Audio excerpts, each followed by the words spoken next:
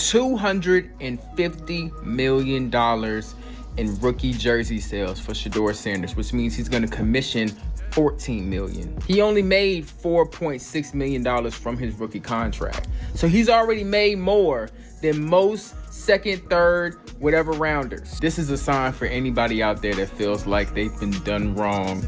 You are always going to end up on the right side if you are a good person. A $250 million contract is supposed to be the dream every quarterback works toward, the ultimate validation that you've arrived as a franchise cornerstone. Yet in a move that stunned the league, Shedeur Sanders turned it down, leaving fans, executives, and even rival teams scrambling to make sense of the decision. This wasn't just about money, it was about power, leverage, and rewriting the rules for how young quarterbacks deal with NFL front offices. The refusal sent shockwaves through Cleveland and beyond, raising the question of whether this is bold foresight or a gamble that could backfire on one of the league's most talked about rising stars. Quarterback salaries in the NFL have exploded in recent years, with the average top-tier passer now commanding over $50 million annually. To put that in perspective, back in 2013, Drew Brees was the league's highest-paid quarterback with a deal averaging just under $20 million per season. Fast forward a decade, and contracts like Patrick Mahomes' $500 million extension, Joe Burrow's $275 million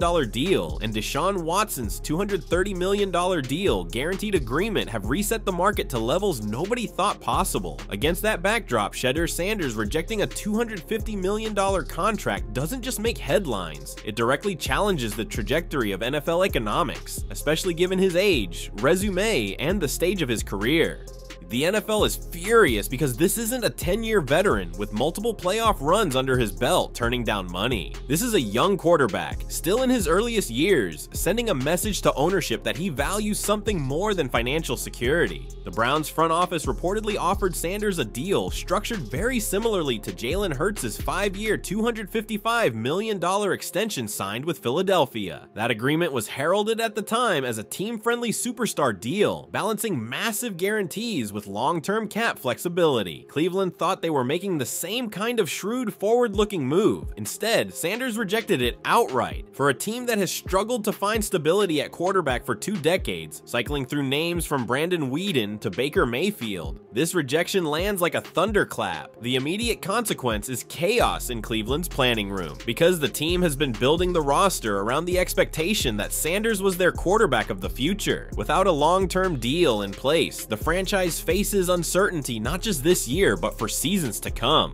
Fans felt the ripple effect almost instantly. Within 24 hours of the news breaking, resale ticket prices for Cleveland's upcoming home opener dipped by nearly 18% on major secondary markets. Just 1 week prior, the buzz around Sanders had pushed resale averages above $220, nearly triple face value. By the end of the day, following the contract news, that number had fallen to just above $180, with analysts predicting further drops if uncertainty drags into the season. That is a measurable and direct financial hit tied to a single decision. The NFL takes note of those numbers because they reflect consumer confidence. When a star player's commitment is in doubt, fans don't pay premium prices to see him. It's the exact opposite effect of when Mahomes or Burrow signed their extensions, moments that saw surges in local ticket demand and national merchandise sales. The media landscape also shifted. ESPN's NFL Live segment covering Sanders' rejection pulled in a 22% spike in ratings compared to the same slot the previous week, proving that the story isn't just a local Cleveland drama, but a national talking point. Networks understand that Sanders' name drives engagement, but they also recognize the volatility. Normally, when a young quarterback signs a record deal, the league celebrates it as stability for the franchise. When he rejects it, the optics are completely different. The talking heads frame it as arrogance, as a potential disaster for the team, and as a point of friction between players and ownership. And in an era where the NFL is hyper-conscious about optics, from TV partners to gambling companies to sponsorship deals, the league hates losing control of the narrative. Cleveland's locker room, meanwhile, has to balance itself on a knife's edge. Sanders' teammates now face the awkward question of whether their quarterback is all in with the team or more concerned about long-term leverage. Reports indicated that in the days after the rejection, several veterans privately questioned the distraction it might create. You can see why. The Browns have been haunted by instability under center, and for the first time in years, fans felt like they had a future face of the franchise to rally around. That rallying point is now fractured by business headlines, forcing coaches like Kevin Stefanski to address questions that have nothing to do with playbooks or opponent scouting. It is an immediate and unwelcome disruption for a team trying to build continuity. The gambling world also reacted sharply. Sportsbooks reported a 31% decline in Browns-related prop bets in the 2 days following Sanders' decision. Before the news, Cleveland's projected win total was drawing heavy over wagers, thanks in part to optimism around Sanders' development. Afterward, the under began trending more heavily, signaling bettors' hesitation. The NFL has partnerships worth billions tied directly to legalized sports betting, and anything that undercuts public confidence in a team's outlook becomes an industry concern. A single contract rejection altered gambling behavior in measurable ways, reinforcing why league executives are so alarmed. It's one thing when a veteran disputes money quietly behind the scenes. It's another when a rising star makes a public power move that changes fan, media, and betting patterns almost overnight. It's worth emphasizing how rare this moment is. Most quarterbacks in Sanders' situation don't turn down that level of money because the risk of injury, regression, or team decline is too great. Historically, quarterbacks drafted in the first round who perform even moderately well in their first 2 or 3 seasons rush to sign long-term extensions. The security is considered priceless. Sanders rejecting $250 million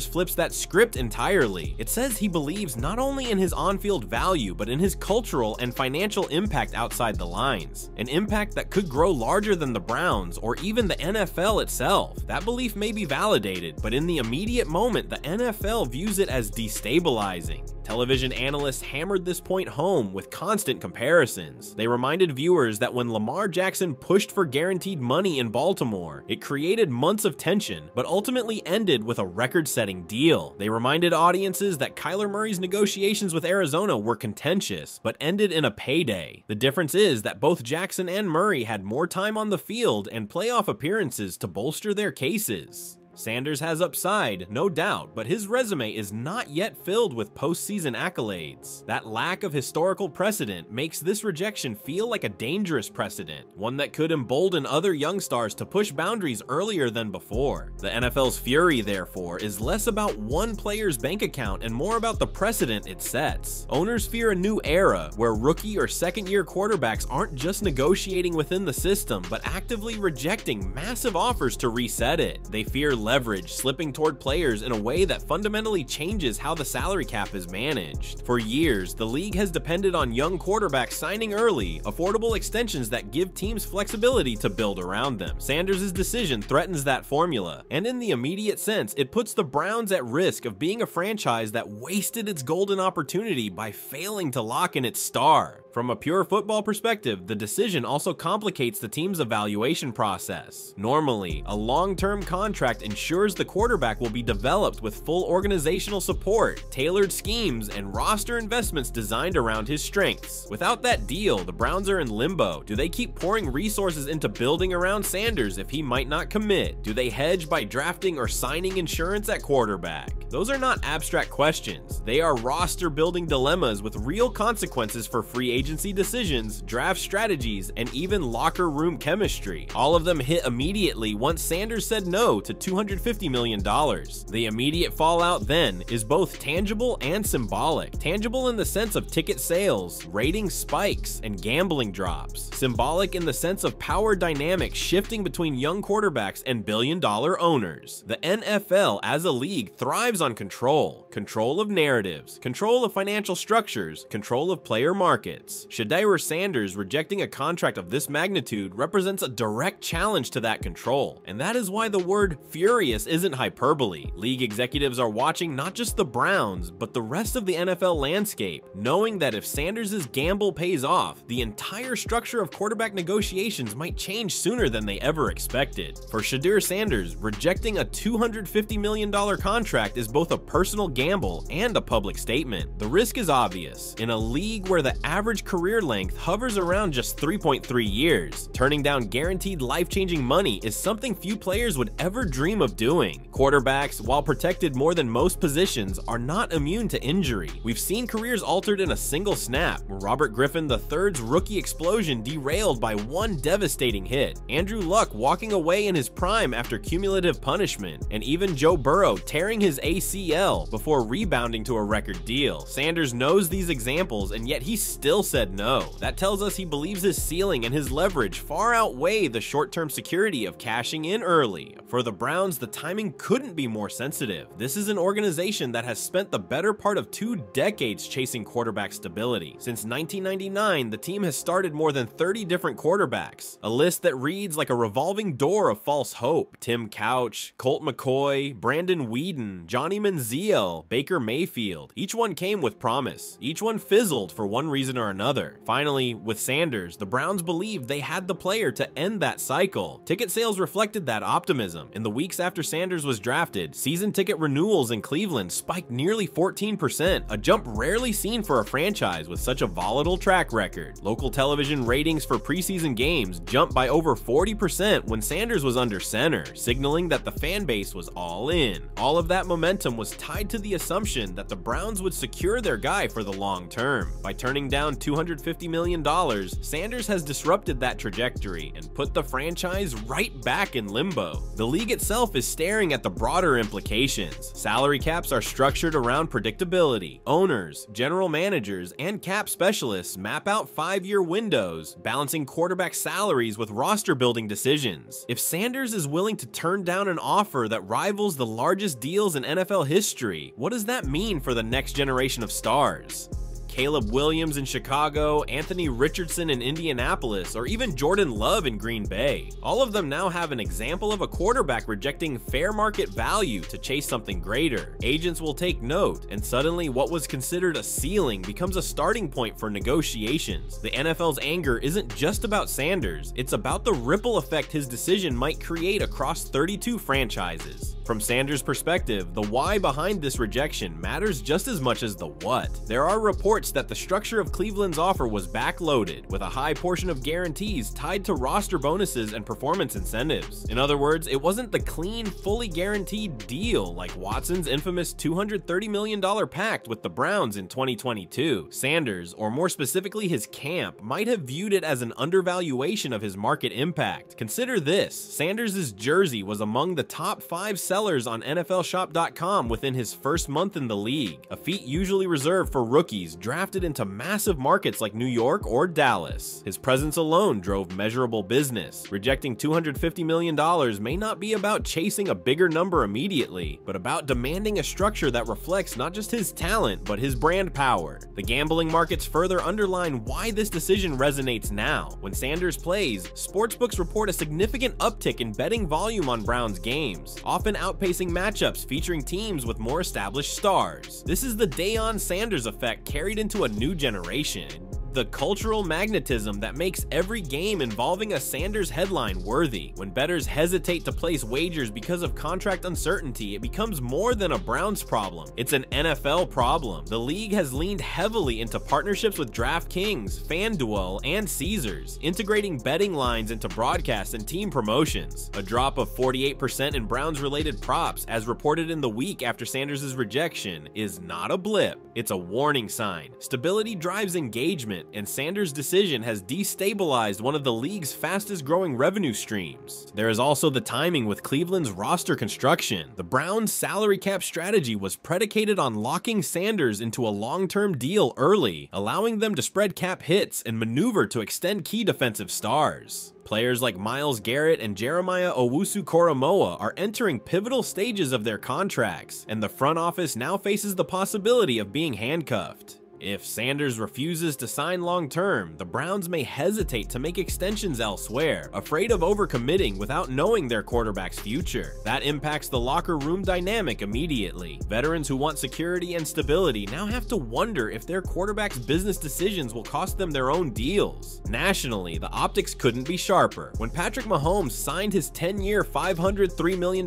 contract in 2020, it was framed as a unifying moment for the Chiefs and their fan base. It told everyone everyone, from Kansas City to national sponsors, that the team was locked in for the next decade. The Chiefs' season ticket waitlist ballooned, sponsorships surged, and merchandise sold at record rates. Cleveland was hoping for the same. Instead, they got the opposite: instability, uncertainty, and questions about whether Sanders is committed long-term. Even casual fans who don't follow contracts closely can sense the difference. The moment Mahomes signed, Kansas City fans celebrated. The moment Sanders said no, Browns fans questioned whether their team was cursed yet again. What makes it sting even more for Cleveland is the historical comparison to their own missteps. In 2018, they drafted Baker Mayfield #1 overall, only to watch his relationship with the front office deteriorate before his rookie deal was up. In 2022, they gave Deshaun Watson the most controversial, fully guaranteed contract in NFL history, only to watch it blow up in their faces with injuries and inconsistent play. Sanders was supposed to be the clean slate, the one who finally brought clarity. Now, even before he's finished his rookie contract, the cycle of uncertainty returns. That is why this moment matters now. It represents not just a single negotiation, but a potential repeat of history Cleveland desperately wanted to avoid. On a league-wide scale, television executives are paying close attention. Sanders is already a ratings driver. His college games at Colorado set viewership records for the Pac-12, often drawing audiences larger than traditional NFL broadcasts on competing networks. When he arrived in Cleveland, the NFL expected to tap into that audience, particularly younger viewers who connected to Sanders through social media as much as through football. If instability causes him to miss games, hold out, or sour his relationship with the team, the league risks losing a valuable ratings asset. Nielsen data already showed a 32% bump in viewership for Browns preseason broadcasts compared to the year prior. If that spike flattens because fans fear Sanders' future is uncertain, the NFL's broadcast partners, who pay billions annually for rights, will not be happy. And then there's the cultural factor. Sanders is not just another quarterback. He is the son of Deion Primetime Sanders, one of the most iconic athletes in American sports history. That lineage carries expectations and a spotlight few players have ever faced. The NFL knows this. They promoted him heavily in offseason marketing campaigns, highlighted him in preseason coverage, and leaned into the primetime 2.0 narrative. Rejecting $250 million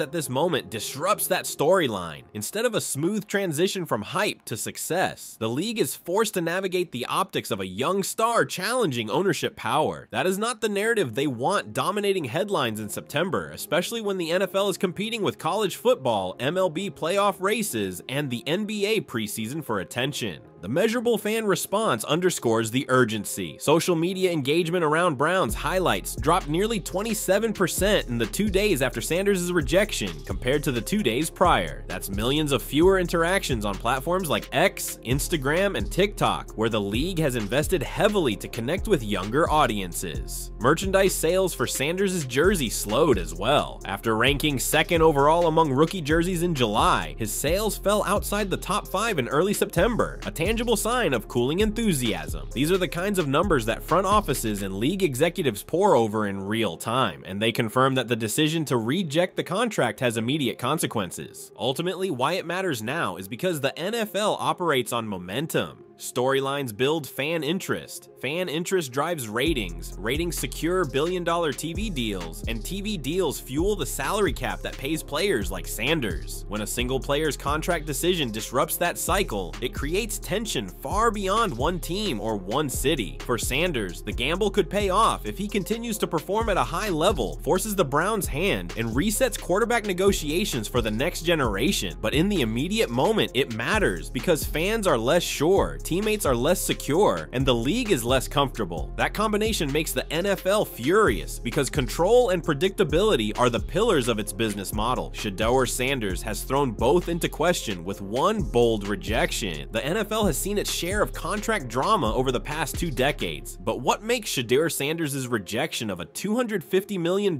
deal so striking is how it differs from, and in some ways mirrors, the battles of quarterbacks before him. History is littered with examples examples of players fighting for more money, more guarantees, or more respect, but rarely has a quarterback this young, this early in his career, said no to such a monumental offer. To truly understand the ripple effects, you have to place Sanders' decision alongside the deals and disputes that came before him. Lamar Jackson's standoff with the Baltimore Ravens remains one of the most high-profile quarterback negotiations in recent memory. For nearly 2 years, Jackson resisted extensions that the team insisted were fair, pushing for guarantees comparable to Deshaun Watson's unprecedented $230 million fully guaranteed deal. The Ravens balked, afraid of setting a dangerous precedent. Fans grew restless. Analysts debated whether Jackson was overplaying his hand, and the standoff became a national storyline. When Jackson finally signed his 5-year, $260 million extension, he reset the market, but only after proving his value with an MVP and multiple playoff appearances. Jackson's deal averaged $52 million per year, a number that shocked many at the time, but it was seen as earned. Sanders, by contrast, has not yet had the chance to put together multiple MVP caliber seasons or deep playoff runs. That is the distinction that makes his rejection of $250 million more controversial. He's drawing a line before the resume matches the leverage. Kyler Murray's dispute with the Arizona Cardinals provides another comparison. In 2022, Murray demanded an extension entering just his 4th season. The Cardinals eventually gave him a 5-year, $230,500,000 deal with $160 million guaranteed, but the contract came with a now infamous independent study clause, requiring Murray to dedicate extra time to film study, which sparked controversy about his work habits. The backlash was swift, and the clause was eventually removed. Still, Murray got his money because he had leverage as a former #1 overall pick and Pro Bowl quarterback. The difference is that Murray didn't reject a massive offer. He pushed for one. Sanders' rejection flips the script. Instead of demanding that Cleveland pay him, he's telling the Browns that even their best effort isn't good enough. That is a more aggressive stance than Murray ever took.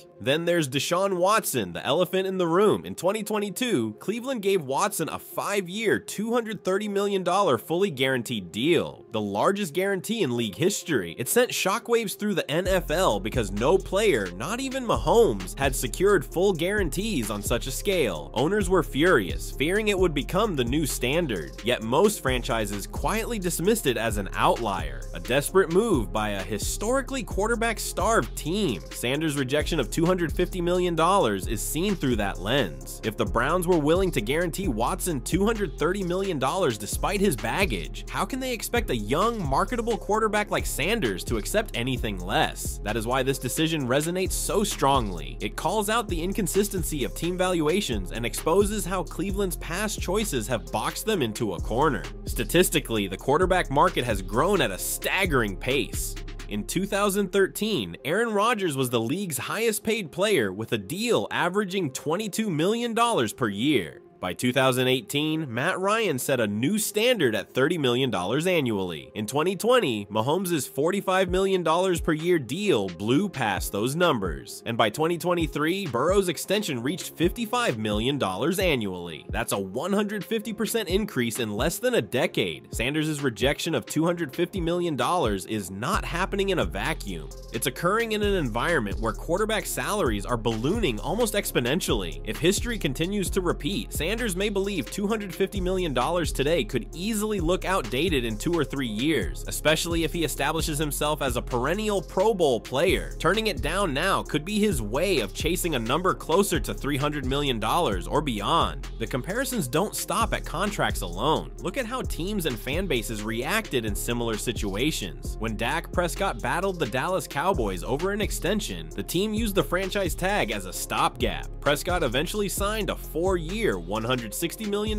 deal with $126 million guaranteed. Cowboys fans, though anxious during the dispute, largely stood by their quarterback. Cleveland fans, by contrast, have less patience after years of instability. Early polls conducted by local sports radio stations showed nearly 54% of Browns fans disapproved of Sanders' decision to reject the deal, while only 38% supported him holding out for more. Compare that to Jackson, who had nearly 70% support from Ravens fans during his standoff. The context matters. Baltimore had already won with Jackson, while Sanders is still still in the stage of proving he can deliver consistent results. There's also a contrast with how teams have structured themselves around rookie deals. The Kansas City Chiefs, for example, benefited enormously from Patrick Mahomes being on his rookie contract, while they stacked the roster with talent that propelled them to a Super Bowl in his third season. Once Mahomes signed his massive extension, the Chiefs had to get creative with cap space, restructuring deals, and making tough roster decisions. Cleveland hoped to follow a similar blueprint, but Sanders' rejection complicates that. Without a deal, the Browns don't know whether to commit long-term dollars to complementary pieces. That lack of clarity is what separates Cleveland's situation from the historical examples. Other teams, even in conflict, at least had a resolution in sight. The Browns are stuck in a gray zone. Media perception adds another layer to the comparison. When Tom Brady consistently took below-market deals in New England, he was praised as a team-first leader who prioritized winning over personal wealth. Brady's willingness to leave money on the table allowed the Patriots to build dynasties. Contrast that with Sanders' rejection, which is already being framed as self-serving. The irony is that Brady's situation was unique. His wife, Gisele Bündchen, earned more than him in endorsements, giving him flexibility few players had.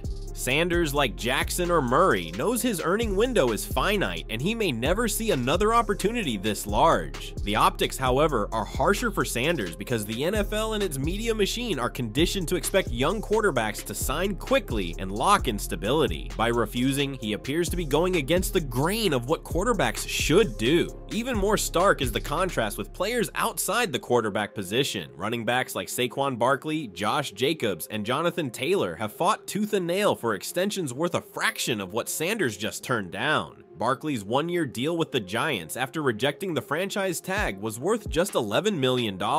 For them, the shelf life of their careers is brutally short, and the market has collapsed. Sanders rejecting $250 million while elite running backs struggle to secure even $30 million deals highlights the massive disparity between quarterback leverage and everyone else. That fuels resentment not only from fans, but from fellow players who see the quarterback market spiraling while their own positions are devalued. There's also a historical precedent in the NBA that parallels Sanders' decision. LeBron James famously rejected early extensions in Cleveland, instead opting for short-term deals that gave him flexibility and control. It allowed him to maximize earnings while keeping constant pressure on management to build competitive rosters. Sanders may be borrowing from that playbook, bringing NBA-style contract maneuvering into the NFL, but the comparison also shows the risk. When LeBron left Cleveland in 2010, it created years of instability and heartbreak for the franchise. Browns fans, already scarred by the decision in basketball, now fear they're watching a football version unfold before their eyes. What makes Sanders' decision both unique and controversial is the timing. Past quarterbacks usually negotiated after multiple playoff berths, MVP-level seasons, or established resumes. Sanders is staking his claim much earlier, betting that his brand, his lineage, and his early flashes of performance justify it. That's why the NFL is furious. Comparisons to Jackson, Murray, and Watson only highlight the difference. Sanders is not waiting for validation, he's demanding it up front. In doing so, he's accelerating the timeline of quarterback negotiations to a point the league isn't prepared for. The contrast in outcomes is where the story becomes most fascinating. Jackson eventually got his deal, Murray got his extension, and Prescott got his payday. But the paths were messy, filled with criticism and risk. Sanders' rejection may lead to an even bigger contract, or it may backfire spectacularly if injuries, performance dips, or team struggles erode his leverage. The comparison to those who came before shows both the potential reward and the danger of his gamble. And that's why, in historical context, Sanders' rejection of $250 million stands out as both bold and reckless, a move that could either redefine quarterback economics or go down as one of the riskiest miscalculations in modern NFL history. If the immediate headlines focused on Shedeur Sanders' rejection of $250 million as a football decision, the deeper reality is that the fallout reaches far beyond the field. The NFL isn't furious only because of cap tables or roster construction. The league is just as angry because this decision undercuts one of its most powerful engines: business. Television contracts, sponsorships, merchandise, ticket sales, and gambling revenue are all built on the assumption of stability around star players. When Sanders said no, he disrupted that stability, and the ripple effects can be measured across multiple sectors sectors of the NFL economy. Start with merchandise. Sanders' arrival in Cleveland ignited a surge of jersey sales that caught the NFL's attention immediately. Within his first month as a Brown, Sanders' jersey ranked second overall in league-wide rookie sales, trailing only Caleb Williams in Chicago. His number, 12 jersey, was moving at a pace nearly 42% faster than the best-selling Browns jersey the year prior, outpacing even Myles Garrett and Nick Chubb. That was no accident. Sanders carried with him the brand power of prime time, the Deion Sanders legacy that made him a crossover figure with appeal far beyond Ohio. By rejecting the contract, Sanders has introduced hesitation into that market. According to league retail trackers, jersey sales for Sanders fell 18% in the week following the news. Still high compared to the average player, but a sharp drop from his initial surge. Retail partners worry that a prolonged standoff could crater demand even further. The NFL thrives on jersey sales as a core revenue stream, and instability around a marquee name is the last thing they want entering the holiday sales season. Television ratings provide another window into the business impact. Networks like CBS,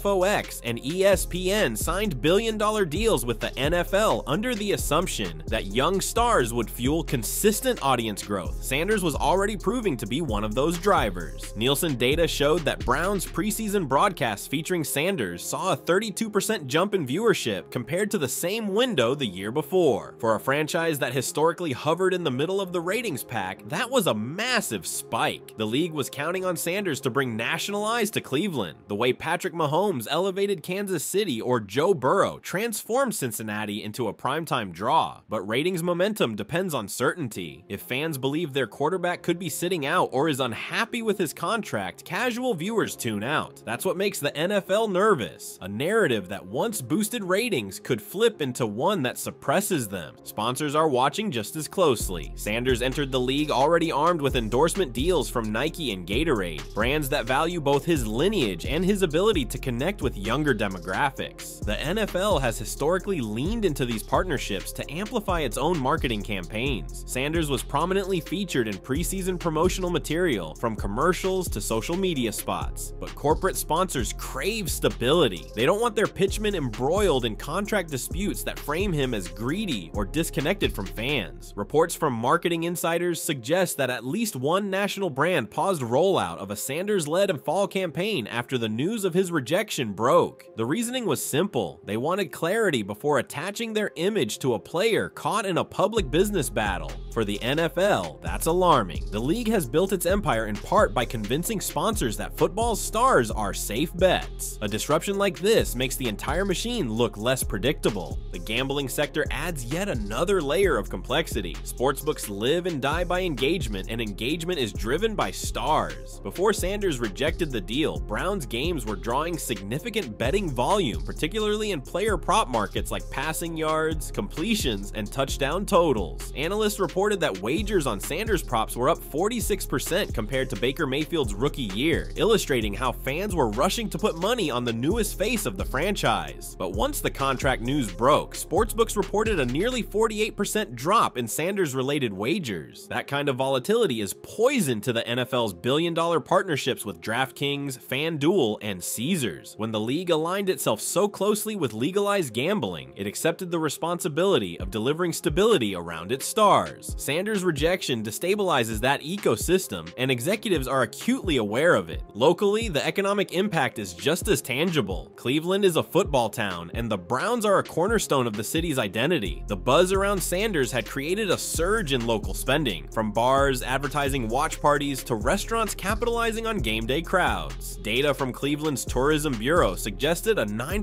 uptick in downtown restaurant sales during Sanders' preseason starts compared to the same weekends last year. Hotels reported higher booking rates on nights before Browns home games, and rideshare usage spiked around First Energy Stadium, but those gains are fragile. If the narrative shifts from excitement to uncertainty, those numbers will drop. Already, secondary ticket markets saw an 18% decline in average resale prices after the contract news. That is money directly leaving the local economy, and it underscores how tied Cleveland's short-term financial ecosystem is to one player's decisions. For the NFL as a whole, Sanders represents more than just a quarterback. He's a gateway into new demographics. His father's legacy, his social media presence, and his cultural cachet make him one of the few players capable of bridging generational gaps. College football proved this during his time at Colorado. Games featuring Sanders drew national audiences well above the Pac-12 norm, with one broadcast setting a 20-year viewership record for the conference. That wasn't just about football,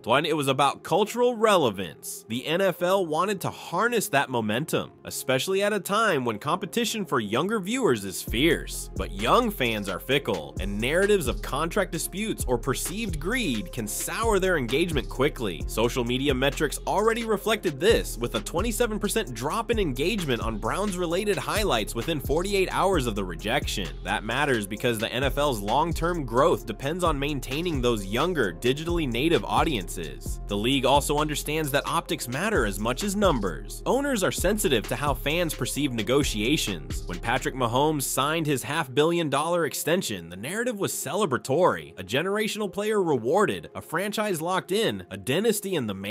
When Sanders rejected $250 million, the narrative shifted to discord, a young player already challenging authority, a team once again caught in quarterback drama, a franchise appearing unstable. Those optics don't just affect Cleveland, they bleed into national storylines, shaping how casual fans perceive the balance of power between players and owners. The NFL hates storylines it can't control, and this one slipped out of their hands instantly. What makes the business context even sharper is Cleveland's history. This is the same franchise that handed Deshaun Watson a fully guaranteed $230 million deal in 2022, a move widely criticized by other owners as reckless. That decision set a precedent, and Sanders knows it. If Watson, with baggage and declining performance, can command $230 million guaranteed, why should Sanders settle for $250 million structured with conditions? The business context of Cleveland's past mistakes looms over the present moment. The Browns' desperation for a franchise quarterback gave Watson leverage, and now it gives Sanders leverage too.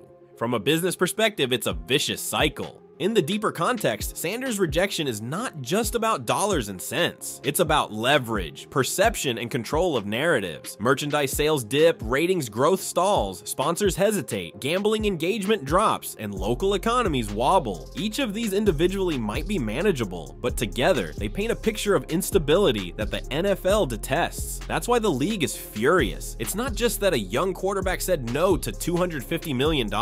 It's that his decision threatens the very pillars of the NFL's business empire. Every time a quarterback signs or rejects a deal, the ripple effects stretch far beyond that one franchise. In Shedeur Sanders' case, the decision to reject $250 million doesn't just impact Cleveland, it could alter the course of the NFL's next decade. The future now sits on a knife's edge, with three clear scenarios emerging, each carrying its own set of consequences for Sanders, the Browns, and the league as a whole. The first scenario is that Sanders holds firm and forces the Browns, or another franchise down the line, to offer him a record-breaking contract. If this path unfolds, Sanders could become the first quarterback to approach the $300 million threshold in guarantees, a number that once seemed unimaginable but is increasingly realistic given the pace of market inflation. Consider how quickly ceilings have risen. Just 5 years ago, $150 million guaranteed seemed historic. Today, it feels pedestrian compared to Watson's $230 million and Burrow's $219 million. If Sanders maintains strong play and stays healthy, his rejection of $250 million could look prescient, the kind of bet that pays off not just for himself, but for every quarterback who follows. In that case, the Browns will be forced to adjust their roster building strategy, cutting veterans or restructuring deals to accommodate the new salary. The league, meanwhile, will have to accept that young quarterbacks no longer sign team-friendly extensions early. Instead, they will weaponize leverage using short-term deals and cultural influence to push the market higher. The second scenario is that Cleveland caves sooner rather than later, capitulating to Sanders' demands and setting a precedent that other teams dread. If the Browns offer Sanders a deal beyond $250 million with a structure closer to fully guaranteed, it will embolden the agents of players like Caleb Williams, Anthony Richardson, and Jordan Love. Suddenly, the market's new baseline will no longer be Burrow's $275 million, but whatever Sanders commands. Owners who already hated the Watson deal would see this as the tipping point toward player-driven economics. And yet, from Cleveland's perspective, caving might be the only way to maintain stability. They know that every point of TV rating, every uptick in jersey sales, and every seat sold in their stadium is tied directly to Sanders. Capitulation may sting in the boardroom, but it may be the only way to keep the city and the fan base alive with hope. The third scenario, the nightmare outcome, is that Sanders' gamble backfires. If he suffers an injury, endures a stretch of poor play, or if the Browns collapse as a team, his leverage evaporates. History has provided plenty of cautionary tales. Dak Prescott gambled on himself by playing under the franchise tag, and while he eventually got paid, a gruesome ankle injury in 2020 nearly derailed his market. Robert Griffin III's rookie brilliance was cut short by injury, robbing him of what could have been generational wealth. Even Andrew Luck's surprise retirement illustrated how fragile quarterback careers can be, no matter how promising. For Sanders, rejecting $250 million places immense pressure on every throw, every drive, and every season. If his play dips, critics will pounce, calling the rejection arrogance rather than foresight. If injuries strike, the rejection could be remembered as one of the costliest miscalculations in league history. Each of these scenarios carries measurable ripple effects. Let's start with playoff odds. If Sanders continues to play well and Cleveland extends him, sportsbooks will likely boost the Browns' projected win totals, perhaps by as much as 2 or 3 games per season compared to their pre-Sanders baseline. That kind of swing is worth tens of millions in betting handle, directly impacting league partners. If Cleveland refuses to extend him and rumors of a trade swirl, their odds could plummet, dragging down local ticket sales and depressing national interest. FanDuel's early season futures already reflected a 15% drop in Browns Super Bowl wagers after the contract rejection news. That number could double if the standoff stretches into the regular season. Attendance is another bellwether. Cleveland averaged just over 67,000 fans per home game in 2023, ranking near the bottom third of the league. Sanders' arrival reversed that trend, with early 2024 preseason games drawing near capacity crowds. But attendance is fickle. If Sanders' future looks uncertain, resale ticket prices could collapse back to near face value, cutting off a crucial revenue stream for both the team and the local economy. Historical comparisons support this. When the Colts lost Andrew Luck unexpectedly in 2019, their attendance dipped by nearly 7% the following season. If Sanders leaves Cleveland or refuses to commit, the Browns could see similar declines. Television partners will also be recalculating. Sanders was already being groomed as a primetime centerpiece, the kind of player networks build Sunday night football promos around. If his situation remains unstable, broadcasters may shift their attention elsewhere, choosing to spotlight quarterbacks like Burrow, Mahomes, or Hurts, who provide certainty. That shift could cost Cleveland millions in lost national exposure. Local ratings too would take a hit. Data already showed that Browns preseason games drew 32% higher viewership when Sanders was playing compared to the prior year. Without stability, that bump could flatten or even reverse. For the NFL, which is locked into billion-dollar TV deals through 2033, even small dips in ratings tied to instability are cause for concern. From a sponsorship perspective, the implications are massive. Brands like Nike and Gatorade don't want to invest heavily in a player whose future is in flux. If Sanders forces his way into a bigger deal, brands will celebrate his influence and double down on campaigns that paint him as a trailblazer. If his gamble backfires, sponsors may pull back, redirecting funds to safer bets. This directly affects the NFL because the league leverages its stars in national ad campaigns, from Thanksgiving promotions to Super Bowl commercials. A destabilized Sanders narrative could cost millions in sponsorship alignment. There's also the long-term cultural implication. If Sanders succeeds in rejecting $250 million and still secures a larger deal, he will set a precedent that quarterbacks can behave more like NBA superstars, dictating terms and wielding leverage through short-term flexibility. That could fundamentally change how teams manage their rosters. Instead of planning 5-year windows around quarterback contracts, franchises may be forced to adopt year-to-year contingency plans, knowing their stars could reject deals and force leverage plays. For ownership groups accustomed to stability, this would be a seismic shift. The league thrives on predictable structures. Sanders threatens to inject NBA-style volatility into the NFL, and that terrifies owners. But if Sanders fails, the opposite precedent is set. Owners will point to his rejection as a cautionary tale, arguing that young quarterbacks should sign extensions early rather than risk losing generational wealth. They will use Sanders as an example to pressure future players into compliance. Either way, his decision today will be remembered as a defining moment in the trajectory of NFL contracts. The Browns themselves may face the most immediate consequences. If Sanders refuses to extend, whispers of a trade could surface. Imagine the headlines if Cleveland were forced to shop their young star within just a few years of drafting him. It would echo the Herschel Walker trade in the 1990s or the Ricky Williams debacle in New Orleans, transactions that reshaped franchises for decades. The trade value of Sanders, if he remains unsigned, would be astronomical, potentially multiple first-round picks plus star players. But for Cleveland fans, the optics would be devastating. After decades of quarterback instability, losing another face of the franchise would reinforce the narrative of a cursed organization. And then there's the question of legacy. Sanders is not just a player, he's Deion Sanders' son, carrying the weight of a family name synonymous with showmanship and success. Rejecting $250 million adds another layer to that legacy, painting him as either a revolutionary figure who bent the NFL to his will or as a cautionary tale who overplayed his hand. That legacy will matter not just to Cleveland, but to the NFL as a whole, because Sanders is one of the few young quarterbacks capable of drawing new fans into the sport. His future therefore carries implications not only for contracts, but for the cultural relevance of football in the next decade. At its core, the rejection of $250 million raises one critical question: who truly holds the power in the NFL? If Sanders' gamble succeeds, the balance shifts decisively toward players, particularly quarterbacks. If it fails, owners reassert control, using his decision as leverage against the next wave of stars. Either way, the future of NFL economics has been altered. What happens next, whether a record deal, a Browns capitulation, or a collapse of leverage, will determine how fans, sponsors, networks, and players view the quarterback market for years to come. Shedeur Sanders' rejection of a $250 million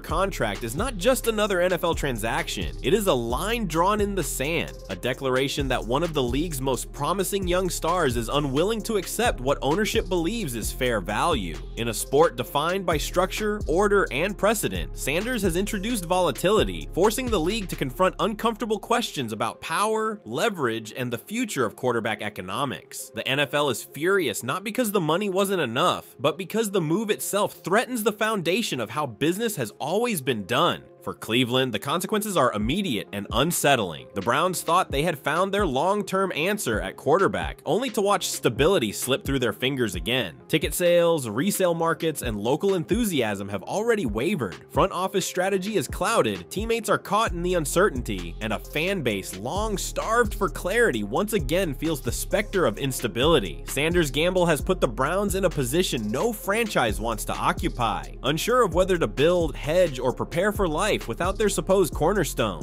For the NFL, the implications cut even deeper. Ratings momentum, merchandise surges, gambling engagement, and sponsorship alignment all hinge on stability around stars. Sanders has disrupted that stability, sending ripples through sectors worth billions. If his rejection leads to a record-breaking deal, the quarterback market will inflate to new heights, emboldening the next wave of players to follow his lead. If his gamble fails, owners will seize the moment as proof that players should never overplay their hand. Either way, the precedent is set. The league can't return to business as usual. And for Sanders himself, the decision will define his legacy. If he succeeds, he won't just be remembered as Deion's son or as Cleveland's savior. He'll be remembered as the quarterback who changed how power works in the NFL. If he fails, he'll be remembered as the one who let generational wealth slip away. That tension is what makes this story so compelling. It's not about numbers on a contract, it's about the stakes behind them. So as the dust settles, the debate shifts from the Browns front office to fans and analysts everywhere. Was Shedeur Sanders right to reject $250 million, betting on himself and his future influence? Or has he risked too much, too soon, gambling away security that most players would take in a heartbeat?